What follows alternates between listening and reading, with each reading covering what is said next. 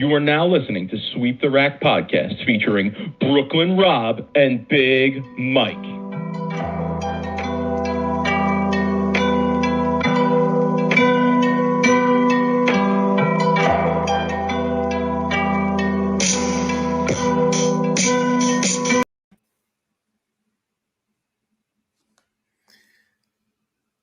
Hey, are you getting a double echo, or is that just Rob? me? What's good? What's good? Sorry, is that Dude, better? Yeah, are you getting a? Were you getting a double echo? No. No, it's me. I'm hearing double right now. Oh, great. Yeah, hold on one sec. All right, I'm gonna. Let me see. Hopefully, yeah. Give me a minute. I'm gonna clear out here. All right, I'm gonna start my league review Yes, here. you started. All right. Okay. All right, folks, welcome. Rob's gonna bail out for a minute and get his technical issues worked out here. Welcome everybody. As always, we appreciate everybody joining us. Feel free to get involved in the chat. We're at 9 o'clock tonight. The reason we're at 9 o'clock tonight instead of 8 o'clock tonight is because your boy here had to go practice. I'm sorry. I apologize for the delay, but I had to go practice. The center that I bowl my sport league at, as you all know, they just got a new machine, and they've been tough. We wanted to test out the patterns with the new machine, and they put the patterns out tonight, all 3 patterns. So I said, you know what? I got to make it. I can't miss out on this. So I called my boy earlier today and said, yo, we got to push this back an hour. I actually did not tell Rob that the reason I was pushing it back was to go practice. He probably wouldn't be all that thrilled about that. But seriously, that was the reason? Yeah, I had to go practice. The league, the center put out all 3 sport patterns from our league from the new machine. So I wanted to go. I had to check it out. I had to test some balls out and things like that. All right, so you didn't miss much here, Rob. I was just explaining why we were late. Go ahead. Real quick, hey, this is our first week that we're on YouTube only tonight. We're not streaming on Facebook. Honestly, guys, like we don't ask for much from our viewers. We love putting out content, but we're really trying to build our YouTube channel. And if you can, man, it's free. Just subscribe, man, please. Like we're just asking for the people to subscribe to our channel. We're going to be putting content that normally isn't. Like we're not putting on Facebook, we're not going to upload it into Twitch. It's going on YouTube only. We'll use our Facebook for chatter and for anything else that we feel like we'll use it for. But YouTube is going to be the majority of what we want to use for our video and for our streaming needs. So, okay, league report. You didn't miss much here, Rob. League report. 577 last night. Okay. Probably threw it better than I have all year. Sanded the balls, Rob.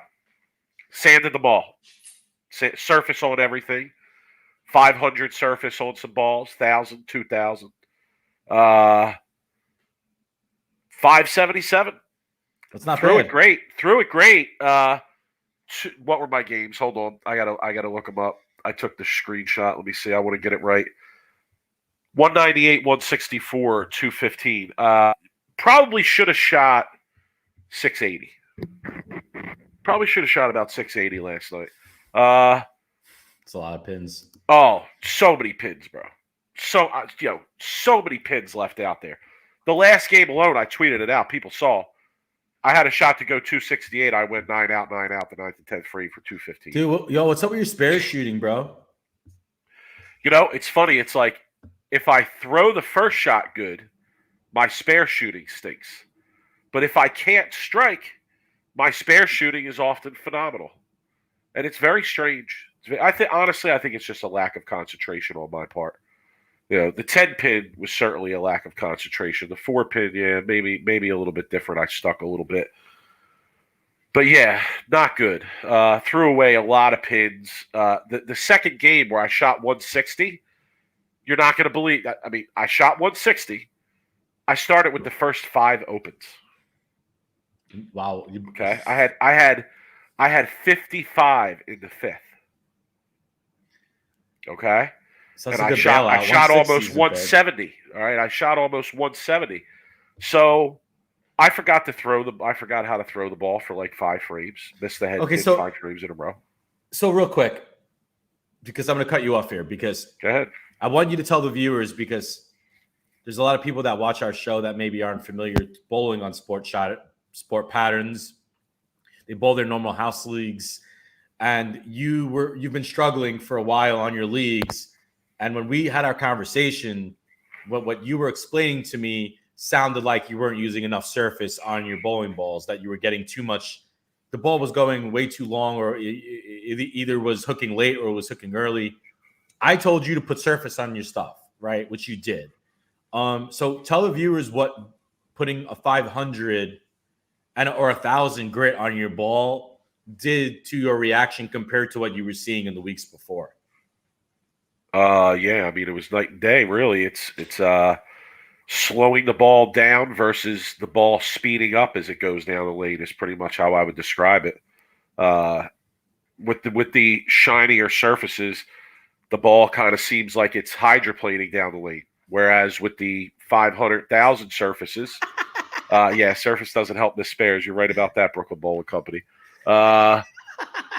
So, yeah, it definitely the speed of the ball seems slower. It seems to slow the ball down. The carry was so much better when I hit the pocket. Felt like the ball was going through the pins more. Felt like the ball had a better roll phase down the lane. And we were on the long last night too. So, yeah, there was some hook out there with the new machine. The pattern definitely had a little more hook than the previous machine seemed to have. But still, they were rather tight. And I started with a reality at 500 and used that for the first 2 games. Had a real good look.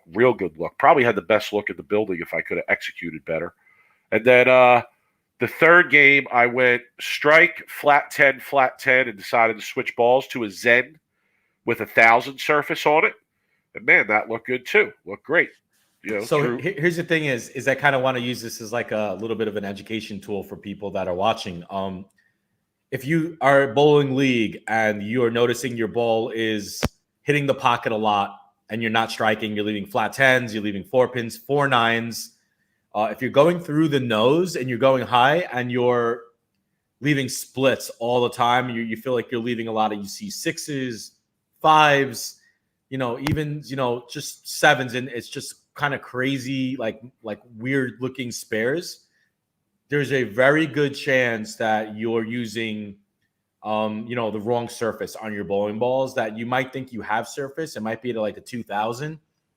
Take your ball into the pro shop, have them hit it with 1,000, buy an Abralon pad, even get a little bit crazy and get to 500, and watch your ball will start actually looking completely different, of a different reaction than what you've been bowling with. So, dude, all the pros do it. In practice, it was Mike, you could vouch, right? Yeah. Practice, you see the tour reps, they'll sit behind, watch a pro, best in the world, and they'll have like a stack of Abralon pads. And they'll sit there and they'll literally hit the surface with their hand right there during practice. So if the pros are doing it, then obviously there's something that works. So so I think that's a good like a lesson to be learned. And I think you rarely see fully polished balls go down the lane at tour events. Oh, and here's another thing too that I learned from Bill O'Neill. When I was bowling a tournament, I just got a bowl off the truck. It was one of the really good widows.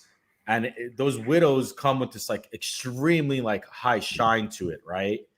And Bill, before he even threw a shot, Bill took it to 2,000 and then up to 3,000. And I said, Bill, like, why you haven't even thrown the ball? You don't even know what it does.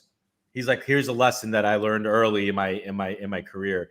The balls that come out of box are used for marketing, like the shine that's put on them, or for marketing purposes, so that when the ball is on the shelves, they look better to the public.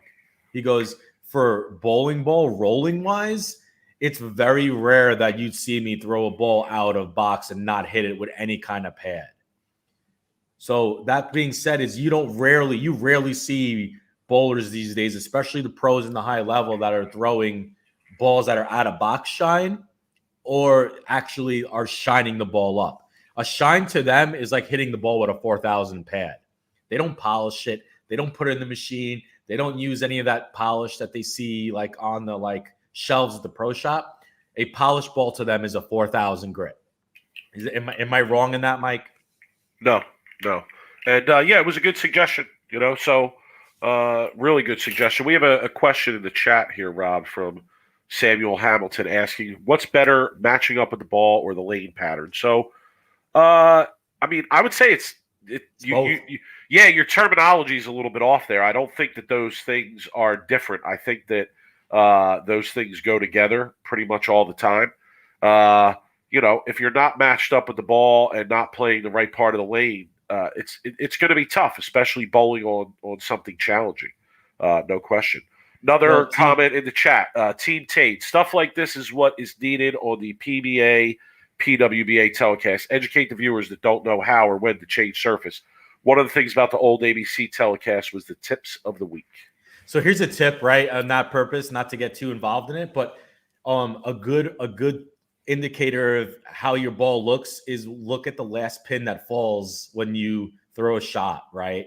If you're hitting the pocket and the last pin that falls is a 10 pin or I don't know, whatever it is, you could make adjustments based on the last couple pins that fall when you strike, right?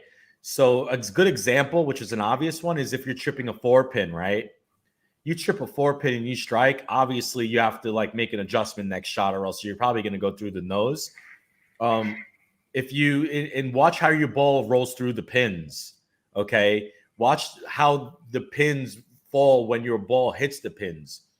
Those pins tell you a complete story if you have a good reaction or a bad reaction, regardless if you're striking.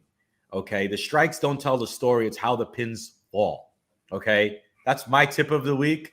You can learn a lot, and you can make adjustments if you have a 5-bagger or 6 in a row. You could make adjustments still based on how your ball is rolling through the pins, and that's what the high levels pros do. We just started a new segment. Rob's tip of the week, based on your league. Rob's tip of the week, based on your league performance. Yeah. So.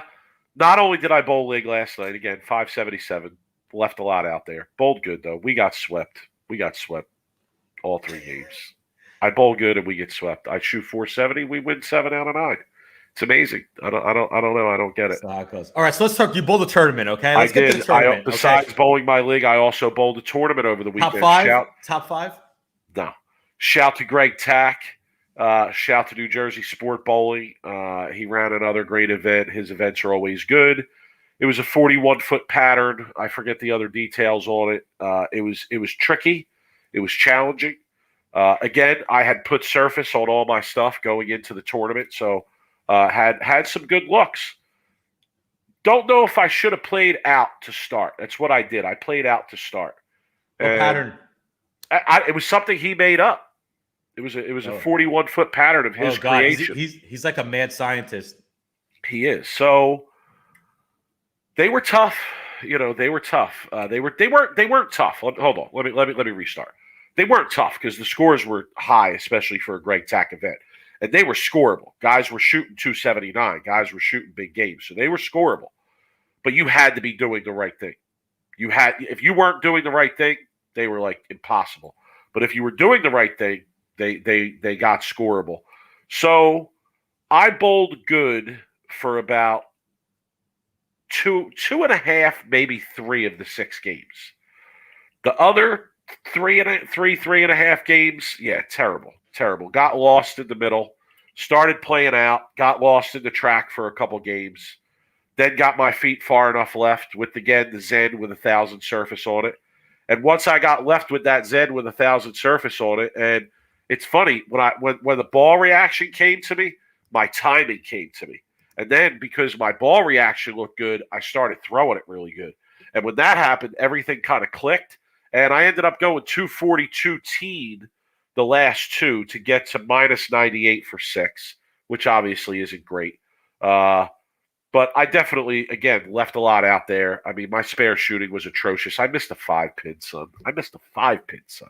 Get I out of missed here. You a didn't tell me 5 pin. that. Oh, Yeah. where's the baby powder, man? I would have been slapping the shit out of you right on the lanes, bro. I missed no. That's the UBA. Dude. We don't do that old sport. I missed a 5 I pin. would have. What?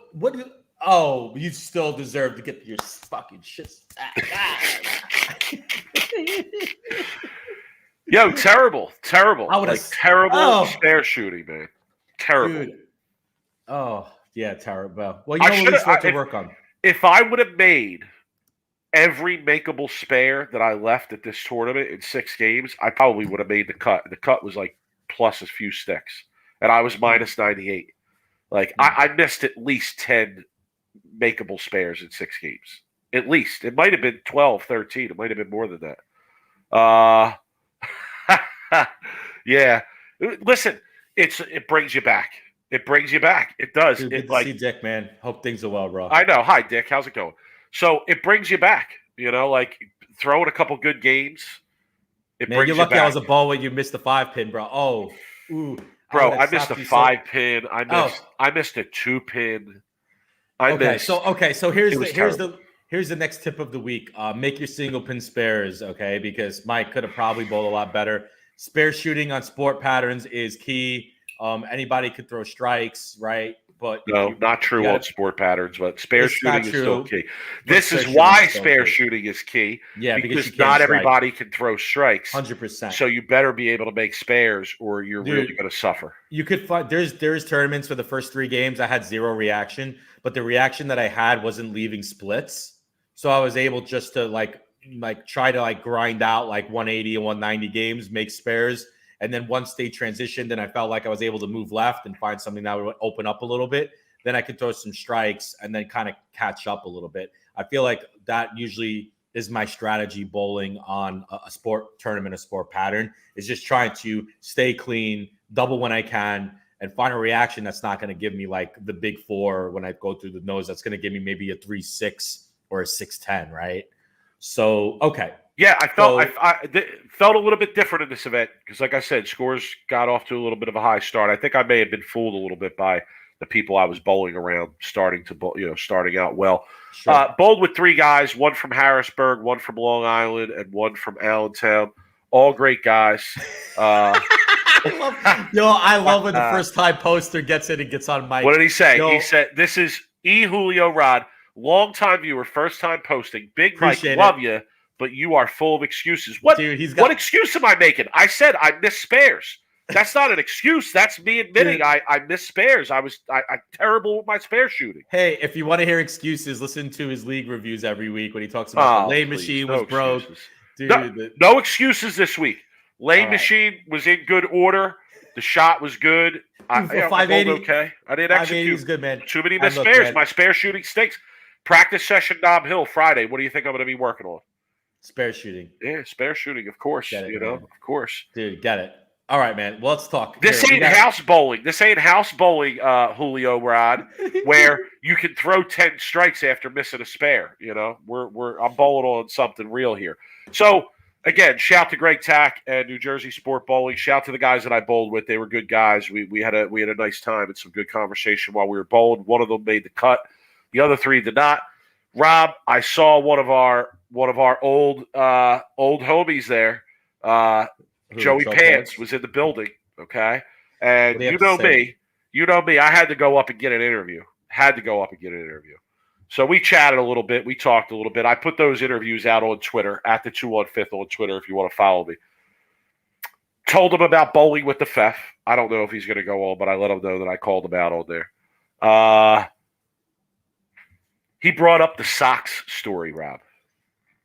The socks story. I feel like we got to save that for another day because that's a long story. Yeah, it's a good story, but I feel like I think that's a story you had to be there for. I don't know if that's a story we want to tell. I don't know, because it's not a bowling related story. It's just you be an absolute fucking maniac when you were a kid.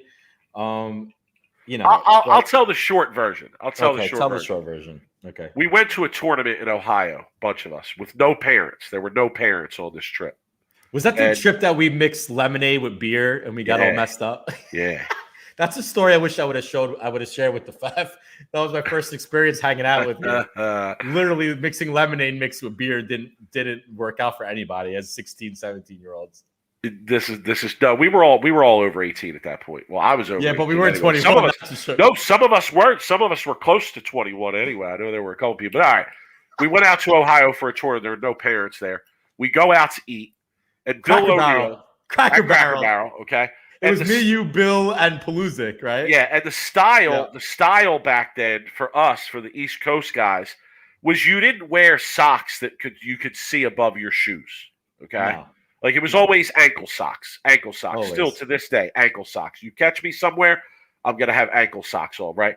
So when we went out to Ohio, they had this different style out there, this different swag, and their swag was to wear their socks all the way up their calf, like a lot of kids do now.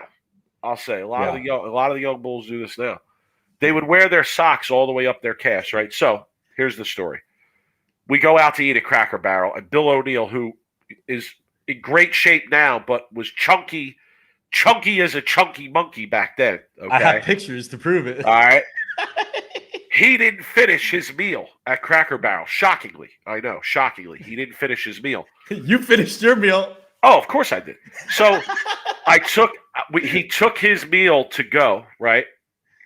And on the way out, he decided that he no longer wanted the meal. So he threw the meal in the trash can. Well, these two kids, our age probably, who happened to be standing outside at the time, made a comment. They made some kind of comment. I forget what it was. I think it was like something you don't want to eat your leftovers, fatty. Or yeah. It was something like that. It was like, Fat Boy doesn't want his leftovers or something. Dude, you saw that. I'm like, what? Yo, what did I just hear these dudes say? These Ohio kids punking us out. Yo, what? And I said to Bill, yo, Bill, are you going to say something to them, son? And Bill wasn't. And Bill wasn't going to say a word. He was just going to get it.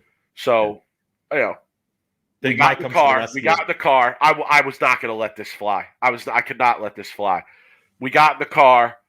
I pulled up to them, and I'm giving the abbreviated version of the story here, Rob. Yeah, I don't want to get locked up. I don't know if the statute of limitations has expired on this incident. But I pulled up in the car, and I basically got out of the car and challenged the club. them. And challenged them in your hand. Yeah. Maybe I did. But I basically challenged them and said, you want to talk to my boy like that? You have something to say? And they looked at me like I was out of my mind. They didn't even know what to say. Their jaws were like on the ground. Yeah, so I told them, in very stern words, I said, don't talk to me or my people that way. And before we left, I told them, You rolled down your window. You rolled down your window that we were pulling away. When I was pulling away, and I said, yeah. And nice socks. Nice socks too. We fell. I was crying. I was laughing. I fell out the car, I think. I was like, I never laughed that hard in my whole life because to me it was because these kids, they saw a ghost. Literally, when you got out of the car and you were like, all right, it's me against you two. And I'm sitting there like, no, it's you in a club against them too. Anyway, so Paluzik, you interviewed him during the tournament. No, before. Oh, come on. I would never go up to Joe during a tournament. Before the tournament. No. Oh, God, no. So and then he says, nice socks. And I saw that comment. And the only person that would know the meaning behind that story, I'm Bill, who is not going to comment on that video. Right. And I was like, oh, my God, I can't believe he remembered that story. But it's a good one, man. And that's a short abbreviation of this one. Yeah. And so I interviewed him. I put that out on Twitter for anybody who wants to check it out. And of course, who had to chime in on the tweet? Who had to chime in? Belmo had to chime in. He had to chime in. So then I got into a conversation with Belmo and got Belmo Oprah'd on Twitter for a while. We've all been Belmo and Oprah'd. Yeah. So basically, I was saying match between Belmo and Joey Pants. Let's set it up. Here's my thing is I don't want to see that match on, look, I like Dougie Vision, right? But I don't want to see that match on Dougie Vision, okay? I want to see that match for a PBA title, a major even, right? For 100, 250K, Joey Pants versus Jason Belmonte. And I would love to see, because they legitimately don't like each other. Okay, it's obvious. That's always been Palooza would wear his no. You think it's no obvious? Yeah. Of course. Yeah. I mean, the kid wears pants. He wears pants and a shirt with a crutch. The one arm is a crutch. It's a crutch, like crutch arm. I mean, come on, you think?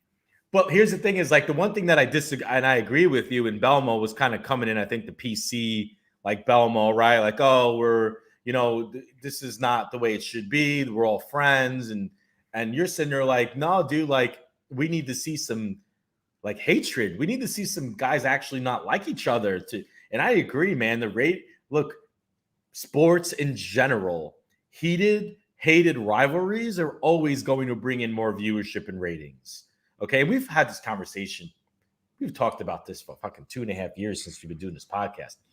Red Sox, Yankees, Steelers, Browns, I mean, like Philly, anybody, right? Like, I mean, it's always in like a heated rivalries. But dude, like think about when the Red Sox, Yankees are a perfect example of sports when people like teams hate each other. Dude, they legitimately hate each other at one point, and it was must-see TV when they played each other. Yeah, Rob, I agree. And like bowling needs that. I said my piece on Twitter. Belmo and I, and I got much love for Belmo, but we disagree on a lot of things. I mean, it's just the way it is. And in this instance, I was saying that I would love to see more, genuine back and forth between the players, and even if they're friends, save the handshakes and the hugs for when the cameras go off. Right. Okay. That's what I'm saying. He disagrees. Dude, I get it. Speaking of disagreements, and the PWBA had some, and I feel like it's a good transition to talk about that. Drama. Because we're going to talk about that now. We're going to save the. It's always the over the same thing, though. It's lame. It's always over the same thing. It's always over the Purple Hammer. It's lame. But here's the thing: is all right. Let's talk about the tournament first. I do not want to do the tournament a disservice by talking about this controversy first. Let's talk about the tournament first, because neither you nor I think that anything should be taken away from anyone because of the bowling ball they use. No. Right? No. Okay. No. So let's talk about the tournament first. Congratulations to Shannon Polhowski, winner of the PWBA Tour Championship. All right. Beats Brianna Cote 244 to 178 in the championship match. 50K for that, Rob. 289 the game before.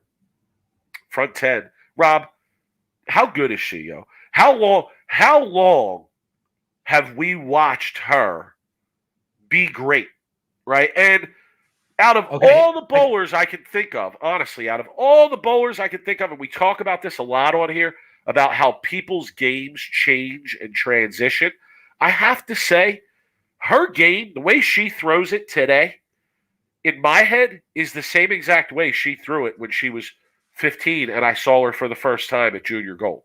1999, or is it 98? 98. Junior Gold in Orlando, Florida. That was 99. That was the second 99? One. Yeah, that was the second you saw her in Reno in 98? Yep, is that when you first saw her? I first saw her in 99. And I was just like, who is this girl that is just absolutely running them over right now? And that is the first time I saw her bowl. I watched her whole career in Nebraska because we were in the same age area, right, of her bowling for Nebraska. I think she came in maybe a year after me. She came in Nebraska. And I put this on Twitter. I've watched that girl throw so many strikes under pressure in the national like title games that it's sick. She's so good that when the PWBA tour went under, and I know this got with some chatter, it really did her a huge disservice, because I feel like Kelly Kulik, and we've talked about that a lot. I feel like Shannon would have had so many freaking titles and majors that, it was just tough, and, I've known Shannon. She's a really sweet girl. Like, she's very quiet. She's not very outspoken. And I was really happy for her to see her win and how she won convincingly. She averaged 266, Mike. Sick. She's a killer. She's a serial killer. She's a left-handed serial killer. You know, she eats female bowlers like it's part of a complete breakfast. Okay, like she kills people. She's a killer out there. Seriously, she's like great. It's impressive. It really is. It's impressive, and I enjoy watching her compete. Even though, like you said, it's not the flashiest, right? You're never going to get a flashy performance out of her, right? But man, like repetition, making good shots, you know, just executing under pressure. Check. So kudos to her, man. She bowled great. Just to run down the step ladder here, Rob. Stephanie Zavala. Okay. Great year she's having. She bowled a 90-something. 96. Now, somebody said that it was because of a late wake-up call. Okay. Oh, totally understandable. Totally understandable. But I have to say, when I looked at her score, there were no zeros for frames. Maybe she missed practice. So but still. She probably missed practice, right? Or missed most of practice. And yeah, listen, that's a very tough position to be in, Rob, especially for these bowlers, because bowlers on the PWA, PBA level, you and I both know their practice to them means 20 minutes plus, right? It's not 5 minutes or a few shots on each lane. It usually means 20 minutes plus. So, but usually the pros are there like an hour early, hour and a half early. They're getting their balls together. They're getting their surfaces. They're talking to their tour reps. I mean, for our major too, they're doing a lot of preparation work before they bowl and before they practice. So if you sleep in and you miss it, you are running there and you are putting your hand in the ball. And all those games those ladies bowled, your hand is not going to feel right. You're trying to get the right fit. Your hand's swollen. You're trying to figure stuff out. It's not it's a we all had that experience in a JBT or two where you were running late, had to run in, practice was wrapping up, had to go right out.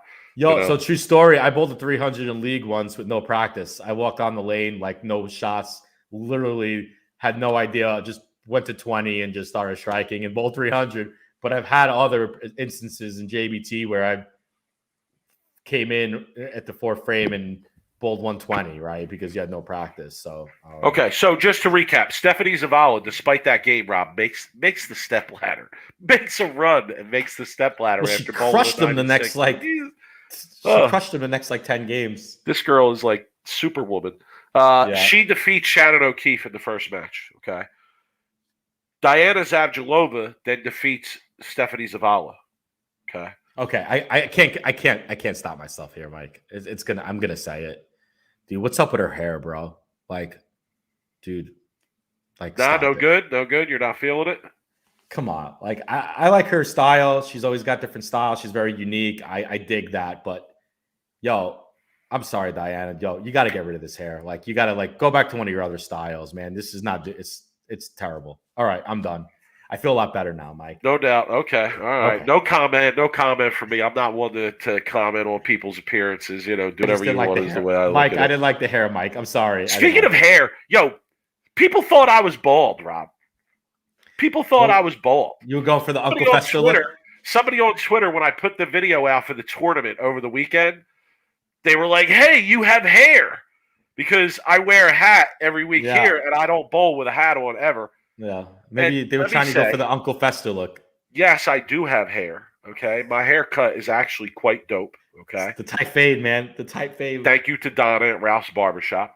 And also, let me say that if I was bald, I would definitely be Tommy Jones bald and not Mike Scroggins bald.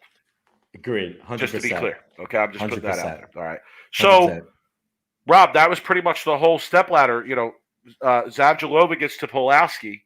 Pulowski beats her with 289, obviously. Runs him over.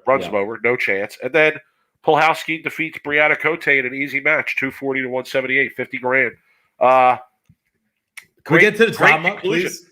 Can we get to what? I want to get to the drama. I want to get to the good stuff. All right, well, the last thing that I have to say is the PWBA Player of the Year system is ridiculous. I mean, what are they doing over there? What planet is that? Are they like, what are they doing over there? Yeah, Come I on. don't know. Based You on know, points, whatever the point system was, you know, it gives points for middle of the pack finishes. You know, top middle of the pack finishes. No, come on. You know, no, I Rob, didn't agree. I don't know. Stephanie Zavala probably should have been the bowler of the year. Probably. I said that. And then we were talking about that. And, everybody jumped down our throats. Oh, this is not how it's done. The PWBA does a voting and all kinds of shit. Like that was news to me. Do you want to be a popularity Nico in the contest? chat. No, Nico. Saying, do you want it to be a popularity contest? No, No, it's Nico, not come about on. You being know that. liked. But I think implying that it's a popularity contest is a bit of a stretch, number one. Number two, I'm okay with a point system. I'm just saying give value to what should really be valued. Does that make sense? Titles, majors, these are the things that should be valued. You know, the person who finish, right? the person who wins those the most should win that award. Yeah, people showing up every week, like, you know what I mean? Look, like I get like you should bowl every tournament to win, or mostly every tournament. But if you have three titles, a major, whatever it is, like, I mean, yeah, I agree. They need to reevaluate that. Nico asking if Julia Bond should have been in the run. Yes, of course. You know, great point, fair point. Okay, I just wanted to throw that out there. All right, Rob, go ahead. Let's get to your controversy you want to get to. So Tom Doherty posted something on his Facebook page, and I'm going to go quick on this. Regards to the Purple Hammer, okay, because the Purple Hammer had 10 in a row, and nobody else could even match that or whatever it was. I think he said no one could double. No one could double, and the Purple Hammer is giving 10 in a row, whatever. So Diana responded, #lefty.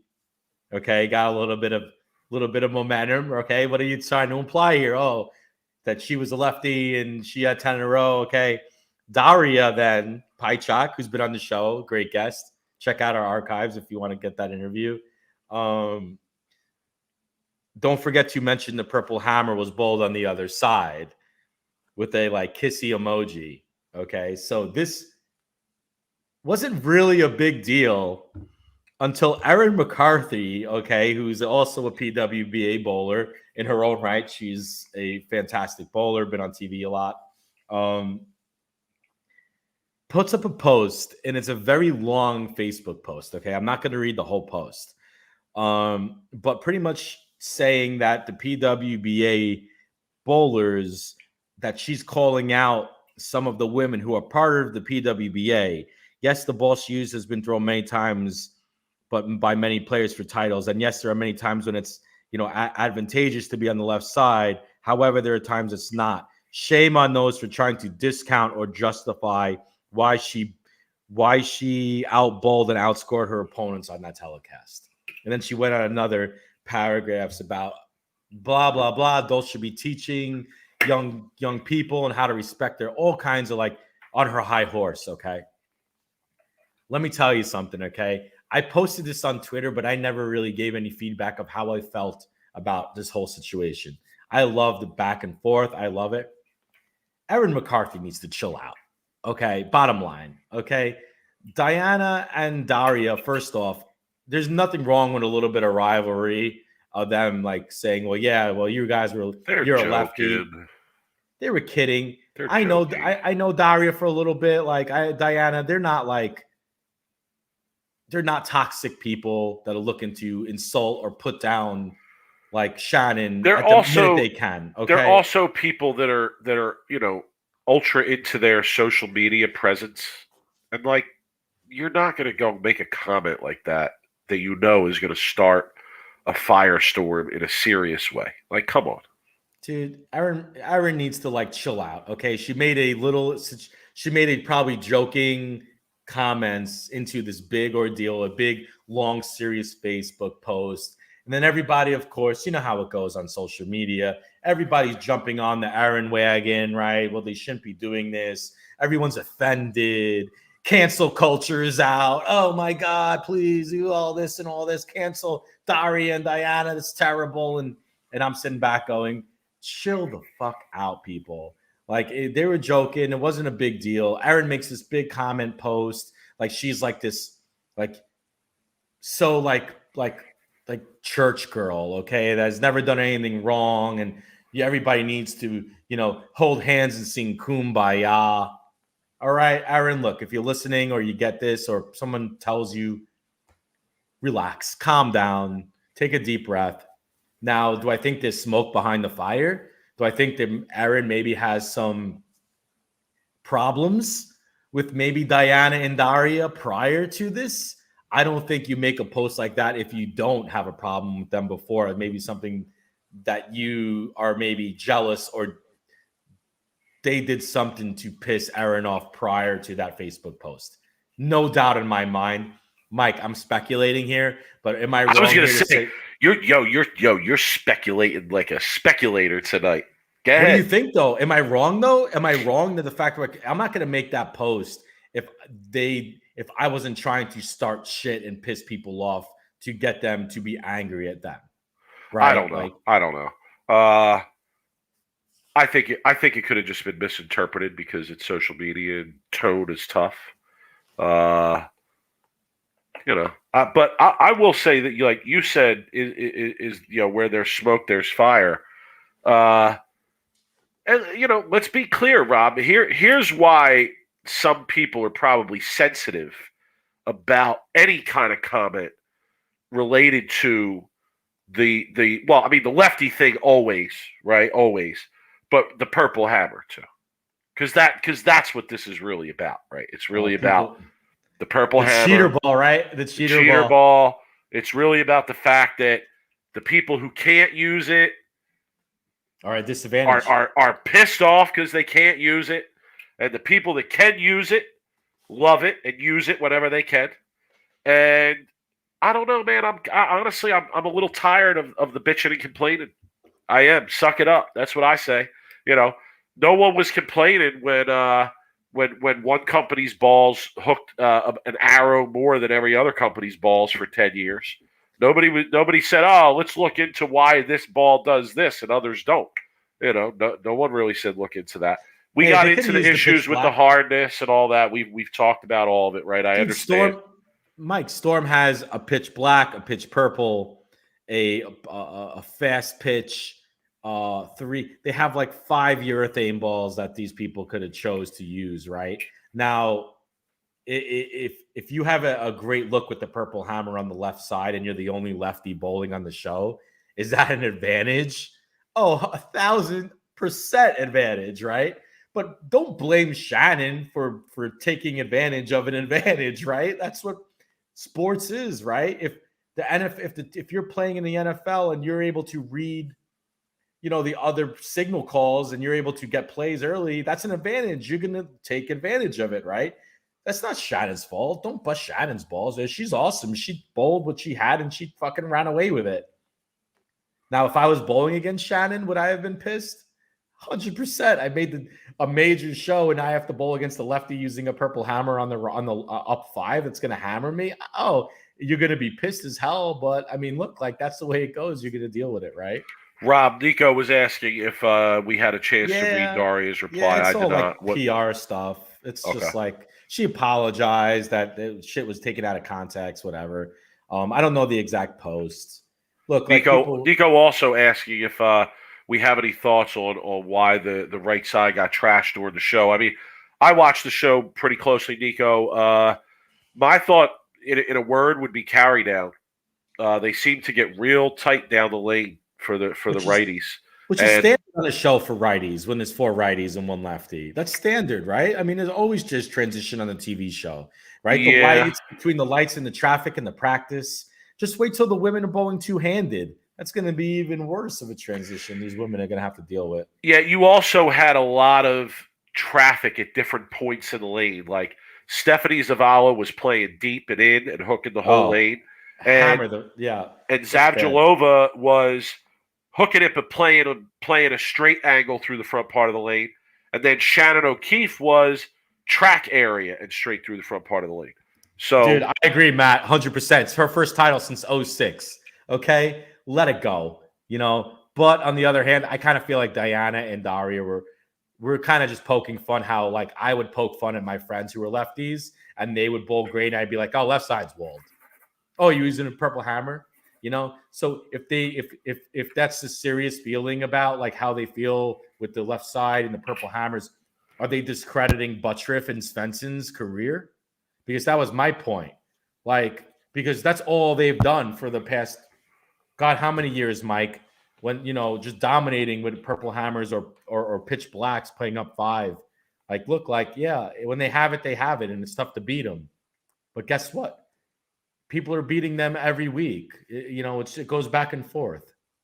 Anyway, Fair I enough. love the drama, Mike. Yeah. Oh wait, Lucas. Thank Lucas is actually on the same page as something is us, Mike. Bowlers are so afraid to have a hot take and offend someone. Bowling needs more drama, dude. It's not just bowling, Lucas. It's the world right now. Everybody's afraid to offend anybody because of, we all know what happens, right? Cancel culture and, you know, oh my God, you know, for a generation that grew up on South Park, Mike, I don't know what really happened.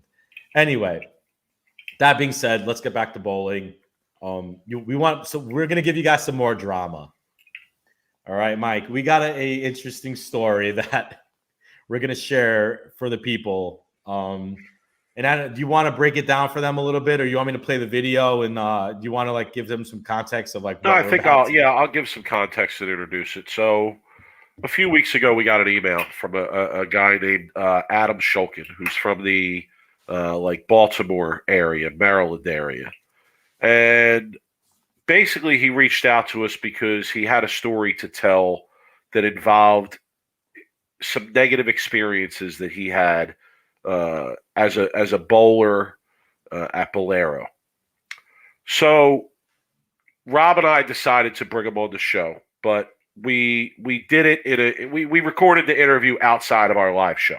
Okay, we then reached out to Bolero. Okay, to give them an opportunity to respond. We told them what was covered in the interview. We gave them a rundown of things, and you know, we told them if you guys want to respond in any way, let us know, and we will share that response. Rob, do you want to share that now or after the video? No, let's show it after because I have the email. I'll read it. Okay. They have it queued up. So Bolero did get back to us. They did respond. They did respond quickly too. Yeah, we'll share that response. And you know, I guess one thing I want to say is that again, this is just a story that came across our purview, and we're sharing it with you guys. You know, we made the decision to share it with you guys. You guys can watch it. You can make your own judgments about it. Right now, we're going to show a short clip from the interview. Okay, we're going to show about 6 minutes of the interview, and then another 2 minutes when he talks about Coley. And then what I'm going to do is I'm going to upload the full interview to our YouTube channel, so you guys could watch the full episode. It's like a 25 to 30 minute of us talking before it and post, like we were doing a good interview. And I want everybody to judge for themselves what they think of the story. Because it's interesting because I had some mixed feelings about it. I'm not completely on Adam's side, but I'm not completely on Bolero's side either. So it's interesting, and I like to hear people's comments and feedback on the story. And after I post it, I will post our show tonight on YouTube. I'm going to post the interview tonight on YouTube as well. And I want people to email us at sweeptherack@gmail.com. Let us know what you think once you guys watch the interview. So I'm going to just show you bits and pieces of it right now. Lucas wants to know if we're turning into 60 minutes. And maybe, I mean, if 60 minutes is all about speculation, I guess. Yeah. So, okay. Can you guys see that? Is it up there? Okay. So I'm going to play right now, and then we'll let you guys for about 5 minutes. And then I'm going to fast forward. So here we go.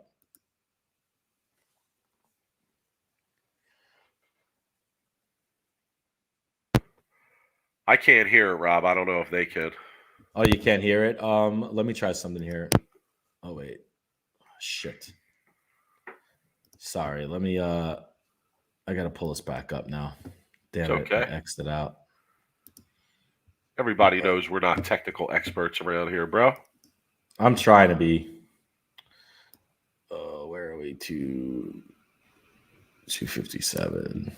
Okay. Let me see if I could pull this up now again.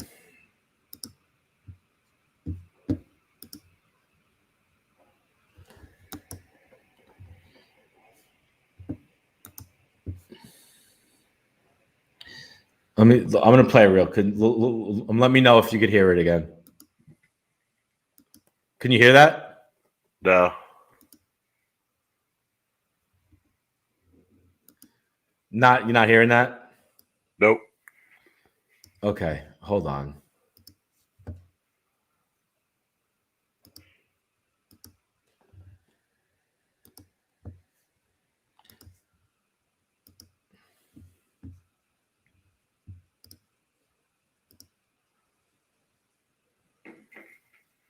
Okay. I don't know.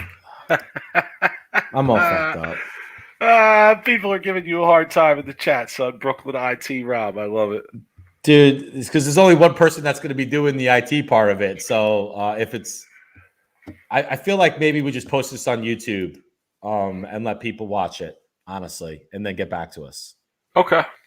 All right. I mean, we should probably give a at least a short synopsis. I mean, it's about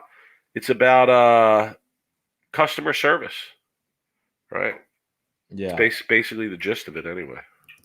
Yeah, I'm gonna see if I could figure out. What ends up happening is Adam is kind of going back and forth between Bolero trying to get some problems like judged, like problems like solved, right? Resolved. Okay, give me a minute, Mike. Talk about something else, Mike. I don't talk about your league while I figure this out. No, I could talk about my practice session tonight. Practice session went good. Talk about something else while practice session went good. I got to try out. It stinks because like you go to league and whether you're struggling or bowling good, you're competing. So you have your ideas about what you want to use or not use. So it's nice to be able to go in and now I can hear it. Now I can hear that. Perfect. We're rolling now. We got this. So yeah, but it was nice to be able to go in and experiment. Experimentation is important. Okay, Mike, you ready? I got it. Okay. Leaves a little bit to be desired. But tonight we got contacted by a guy named Adam Shulkin, and we're going to bring him on in a minute here. And Rob, he has had a really terrible experience with Bolero in terms of their customer service. So he reached out to us, and we've had some conversations with him off the air. And we want to let everybody know he did provide us with some emails and things of that nature to kind of verify some of the things that we talked about or that he told us about his experience. So we wanted to bring him on, and we wanted to have him kind of give us the rundown of his experience and what happened here and how things have gone and how he's followed up with Bolero. So Rob, let's bring him on and welcome him to Sweep the Rack. Adam, how are you? I'm good, thank you. Welcome to Sweep the Rack, my man. Thank you, I appreciate it. Yeah, no doubt. All right, so to start, I'm gonna briefly summarize up to a certain point. Your experience that you and I discussed previously. So you were about 5 years ago. You were a relatively new bowler, and you were bowling on a regular basis at a privately owned center, and you had a group of people that were coming with you. This group started to grow, and the privately owned center approached you and said, "Hey, why don't you start a league? We can give you a better rate. Back then, it was I apologize. It was an AMF center. Okay, all right. Yeah. So, was it privately owned though? Because some AMF centers were privately owned at that time, or was it an AMF corporate center? It was an AMF corporate center. Okay. So, bowling in an AMF corporate center, the management there approaches you and says, "Hey, why don't you start a league? You can run the league. We'll teach you how to do it. We'll show you what you have to do, and you guys will get a better rate. You can grow it if you want. We can give out prizes, etc." Do I have it right so far? Yes. Okay. So eventually, that center gets purchased by Bolero, right? We're all aware of that deal that went down.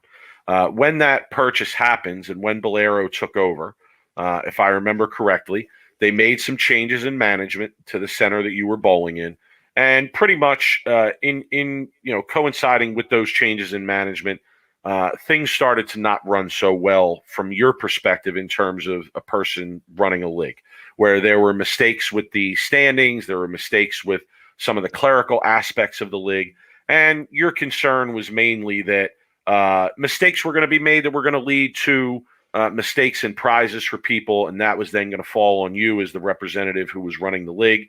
And at that point, you reached out to Bolero to try and rectify these issues. Do I have it correct up to this point? Yes. Okay. So again, if I'm remembering correctly, when you reached out to Bolero, you ended up eventually dealing with one of their high-level executives, right? And Correct. your experience there started out very negatively. So why don't we kind of start there and let you take over? So at that point in time, I reached out to the vice president of operations, Larry Ross, and I reached out to him because I had already been through the district manager and the same issues were repeating themselves each week. So clearly they weren't getting fixed. When I reached out to Larry, the very first comments I heard when he picked up the phone was, "Adam, you're more trouble than you're worth." And he literally just cursed at me and told me to lose his phone number, and he hung up. I couldn't believe the level of disrespect that I got at that time. So I honestly had no idea what to do. I had bowlers that were being affected by this. I had standings that were wrong. There was no support, clearly, all the way up to the top, in my opinion. I had bowlers that their league cards were not being honored. They were being turned away. There are certain things that I just can't do. I can't go into an office and do the things that need to be done inside the bowling alley. Those are things that, for lack of a better term, they just need to figure out how to do. It doesn't mean that I'm not going to be understanding and willing to work with people, but there comes a point in time where it's got to be done right.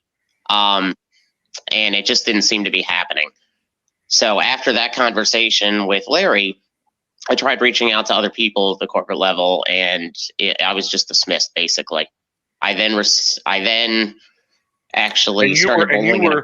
Just to clarify, you were kind of taken aback by the way you were treated by him. I couldn't believe the level of disrespect that came from any sort of someone in service. I just couldn't believe it. I mean, it was one of those things where your jaw pretty much just is. By the time your jaw comes back up because you're speechless, you don't even know what to say. He's already hung up on you. So at that point in time, I tried reaching out to others in the organization. I got really no support, nothing.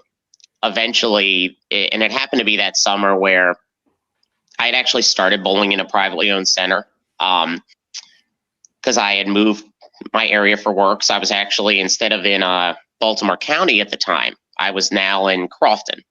So I actually started bowling in Crofton that summer.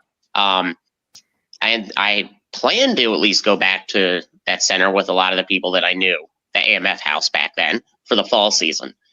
I received a letter over the summer telling me I had been banned. And if you put two and two together, it probably had to do with Larry Ross, would be my assumption.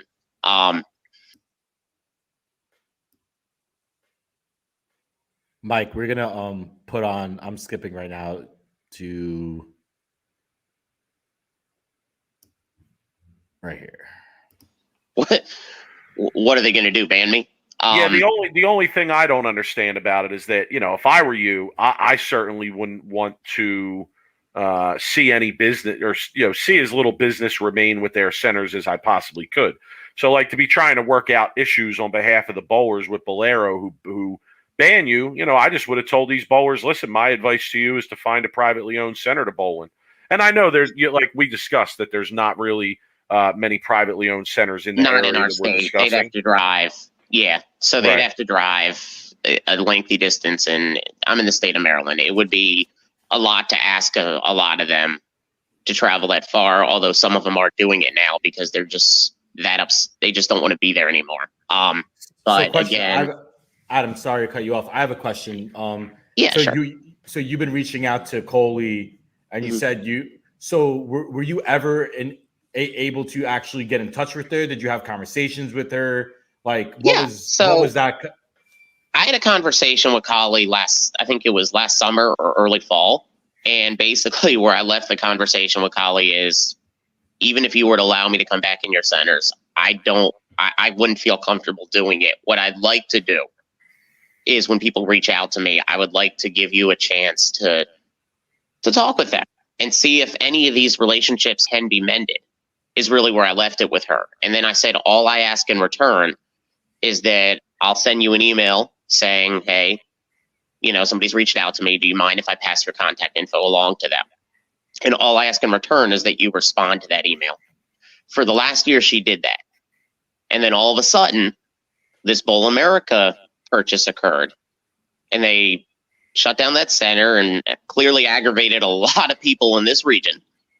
And that's when she dropped off the face of the earth on me, and I wasn't able to reach her for a lengthy period of time. And then all of a sudden, I received a letter from Bolero threatening me with harassment charges.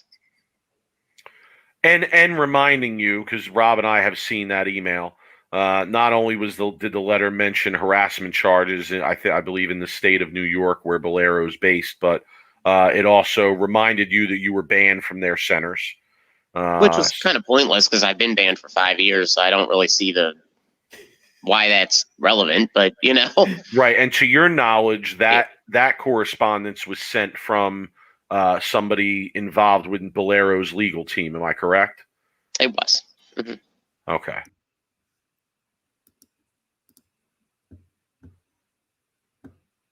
Mike, can you hear me? I mean, he has an interesting story. So the full interview will get posted in regards to do you want to watch the full interview? It was about a 25 to 28 minute interview. But so we reached out to Bolero after this interview, and the email was more to Bolero like, hey, we just want to get your side of the story here because there were some things that Adam was saying or emailing that kind of didn't add up a little bit on at least my point of view on his story. And I wanted to get Bolero's feedback. And, we reached out and Bolero gave us a comment to, respond to Adam's critique of Bolero. Because I told Bolero that, look, his story, we're going to share it on our, platform. And it does not put Bolero in the best spotlight, right? When it comes to customer service, when it comes to a lot of things, right? So like helping league bowlers.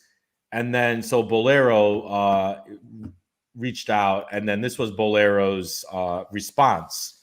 In 2017, we notified Mr. Shulkin he would be denied access to our bowling centers due in part to his conduct and communication with others. Our actions were taken to ensure our bowling centers remain a safe and enjoyable place of entertainment for our guests and staff. For the past 4 years since then, Mr. Shulkin has attempted to reach out to us nearly 100 times. We in turn have responded to Mr. Shulkin. At this juncture, we hold steadfast in our decision to restrict Mr. Shulkin's access in order to protect the interests of our guests and staff. We have instructed Mr. Shulkin to cease further communication with us, and we reserve all our rights under law to address this matter as the need arises. Thank you.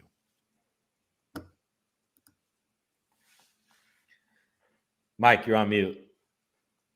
What does that sound like to you, Rob?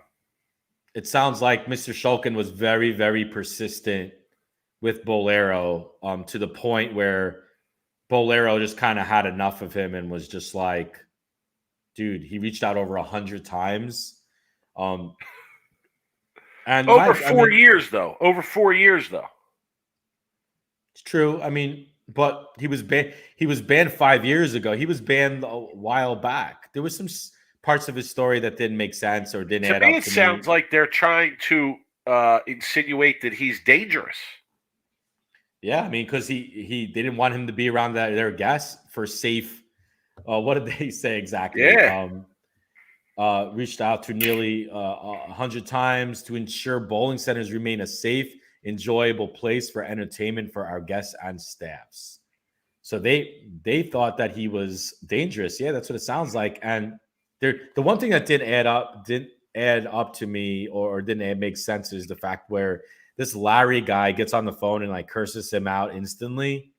Look, like that just doesn't happen a lot. I don't necessarily think that's what the story was. I think there was more of a history there that we don't know about. That's maybe the reason why this guy cursed him out. But Mike, I like to Still, though, not appropriate. Not appropriate. It's not appropriate by Bolero for anybody in the high executive and customer service. Look, I'm in the customer service industry. That's what I do. So Bolero probably could have definitely took care of this by just communicating with him and opening up the lines of communication with him early. And we talk about that during this episode or interview about how like probably Bolero could have probably nipped this in the bud years ago if they've actually would have like listened to Adam and had somebody want to like address his issues and like resolve it. Look, we don't know the full story. This is kind of why I these jurors and judges have hard jobs, right? Because they this is why we decided to present it in this way, right? So the people can go watch it, draw your own conclusions about it, reach out to us. And then really, next week I would like to hear if there's other people out there that have similar experiences. Right. Yeah, and I think that's the key. And we were on that point multiple times during the interview with Mike, especially the post discussion after the interview. Like, I think we would love to hear people's experiences with Bolero's customer service, if they've ran leagues, if they've had issues with Bolero, or if they've had great customer service, like if Bolero's taking care of them when they've called. I'd like to get both sides of the story here because, we listened to Adam's interview and it's so easy to kind of pile on Bolero. But I definitely want to get all kinds of stories and talk to more people before we, kind of make a judgment, I guess. Yeah, my big thing there, and I said it in the interview, you played this part, was that, why after they ban you, why try and help them out? That's what I didn't understand. Like, why not just walk away and tell these people who are calling you, find another center to bowl in?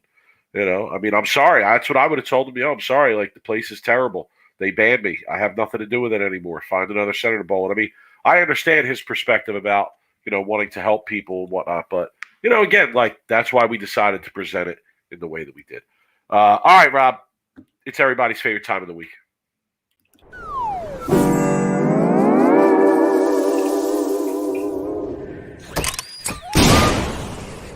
No graphic?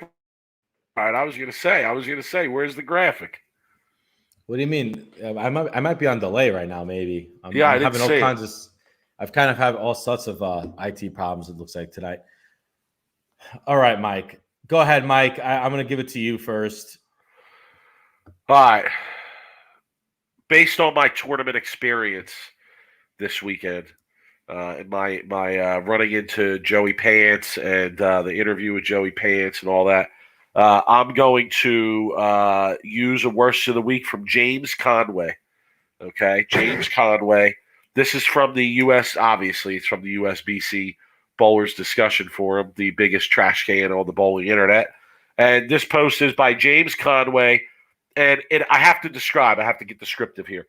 It has a picture of an older gentleman. Okay.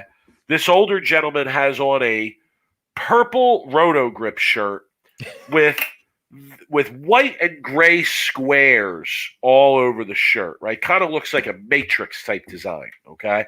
Then he has on some semi-matching purple pants. Okay. So I hope you have that image in your head. And the poster, James Conway, says, Joey Pants, this one is for you. Hello from Millsboro Lanes. So did someone dress up as Joey Pants for Halloween? Is that a Halloween costume or is that actually how he's bowling? I don't believe it was a Halloween costume. I believe that it was, I'm going to assume it was this guy just showing up wearing his, living his best life and wearing his best regalia. Living his best life. And, but listen, here's why I make it worst of the week.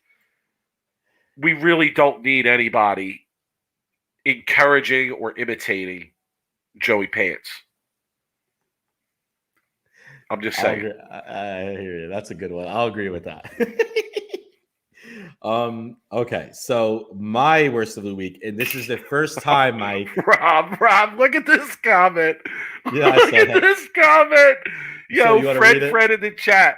Fred in the chat says, if Bolero is so concerned for our safety, maybe they should try cleaning up once in a while, clean the approaches. Yo, Fred, I applaud that, yo. Seriously. Oh my That's goodness. All right, hilarious. go ahead, Rob. Sorry. So this will be the first time in the history of Worst of the Week. Oh, we got a first. That I will be giving myself. I am awarding myself Worst of the Week. Okay. Yes. Because I saw a post on the USBC discussion forum, which, by the way, I'm still on there, baby. I got eyes all over the place. I'm still reading it. Tim Buck, if you see me, I'm still coming for you, buddy. Don't worry. I got eyes all over the place. I got ears all over the place. This is not over. War is still on. It's just I'm slowly, strategically planning my attack, Mike. We're running the long con here. It's going to be it's like me playing chess, Mike. Tim Buck plays checkers. I play chess. So anyway, this was from Amy Ross. She wrote, so how many of you have forgotten your bowling equipment without realizing it? So, she talks about the post about how she forgot her rolling bag, before she got to league. So she left it at home. She went to bowl league and her bowling balls were in her car. Okay. That's not the worst of the week. That got me thinking of the time, Mike, that I actually left my bowling bag, a triple roller, in the parking lot of my league. Okay. And I have a picture because what happened was, let me share it. So I got a picture from my friend. I woke up to it 4 a.m. and this is from my Instagram. Follow me, Brooklyn Rob 11, saying that, did you leave your bag in the parking lot? And I'm like, well, it looks like my bag. This was years ago. So I was bowling a league. It was late. We got done late. I literally took my bag to my car, okay, put it by the trunk to put the bag in the trunk. I got distracted. I started talking to someone in the parking lot, probably about how I completely bowled awesome. And I literally went in my car and drove away with my bowling bag still in the parking lot. The cleaning people came at 5 a.m. Or somebody to open up the bowling center or the pro shop, whatever, at 6 a.m. And that was the picture that got sent to me. My bowling bag was still in the parking lot, still on its uprights on the wheels. And they took it into the bowling center, and I got my bag back the next week in league. So I'm giving myself worst of the week, Mike. But, dude, have you ever seen that before? There's a bag sitting in the middle of the parking lot? Dude, look at that. That's a lonely bag. I know. Jimmy from the Ring and 10. Dude, don't you want to just make friends with this bag and bring him in and not be so out there alone? Anyway, so I thought that was a really funny story. That got, I read that post on the USBC message boards and I'm like, man, I remember the time I left my bag literally in the middle of the parking lot. So I just thought that was a funny story. Anyway, Mike.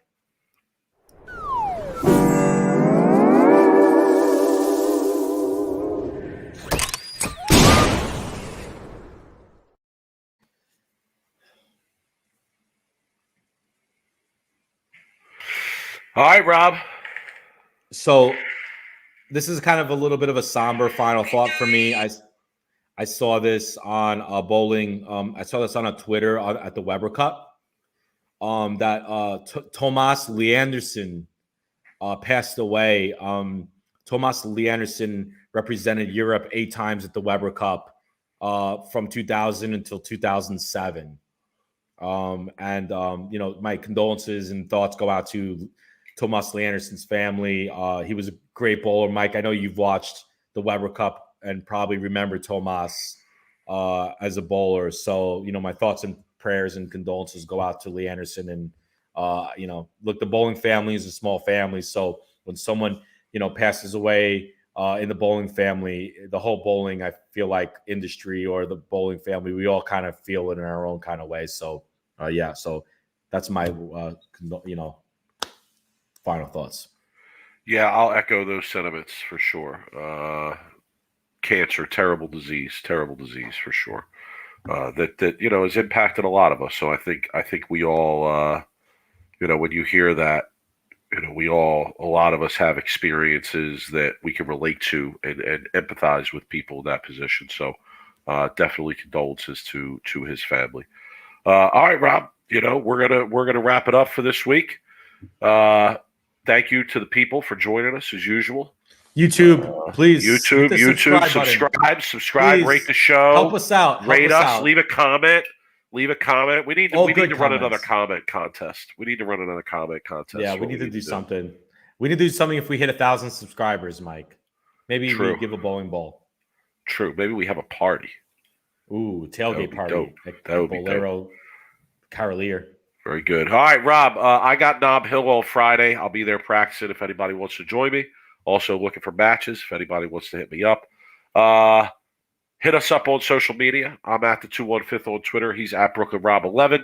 Hit us up. Send us the emails at sweeptherack@gmail. Keep the emails coming. Mike, a lot of people reached out. Mike. A lot of people reached out about the rosin bags. We appreciate the support. People. We greatly appreciate the support, yo. Yeah. Thank you. We're working it out. Mike. We're working it out. All right. Give us a couple weeks. The rosin bags aren't even done yet. Jeff Lindemuth is working on them.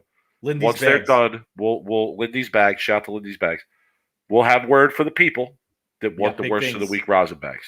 Right? I got big things coming, Mike. So just be aware. Big plans coming. All right, Rob. Have a good week.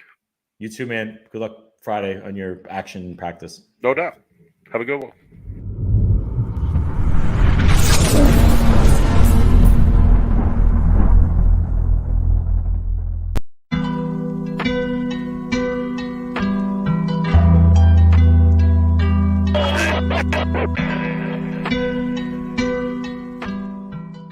You are now listening to Sweep the Rack podcast featuring Brooklyn Rob and Big Mike.